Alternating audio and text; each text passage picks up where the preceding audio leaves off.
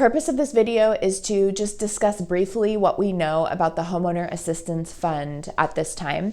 Check back regularly here for updates though, because as we move into the spring of 2022, information is going to become more clear about how this money is actually going to be used. If you are a subscriber to my page, welcome back. It's good to see you as always. If not, make sure you like the videos, comment, and let me know if you have any questions. I always try to get back to everybody as soon as possible. So the federal government allocated $10 billion into a fund called the Homeowner Assistance Fund, abbreviated HAF.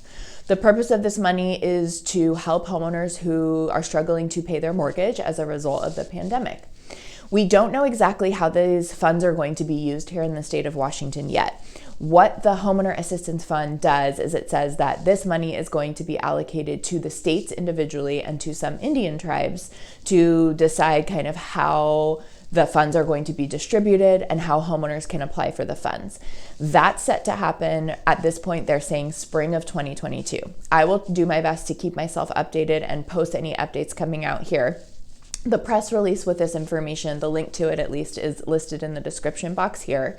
We only know a few things right now. We know that the start date of the pandemic for purposes of this money was January 1st, 2020. So if you were in default on your mortgage before January 1st, 2020, there is a chance that the mortgage lenders or that the qualifying people for this money might not think that you qualify as a COVID-related hardship.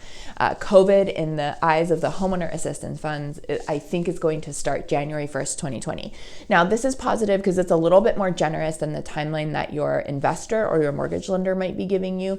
For purposes of those government-backed loans, they're saying that the pandemic started March 1st, 2020. And so this is a little bit more generous. If you are experiencing hardship all the way back to January 1st, 2020, you may be able to qualify for these funds.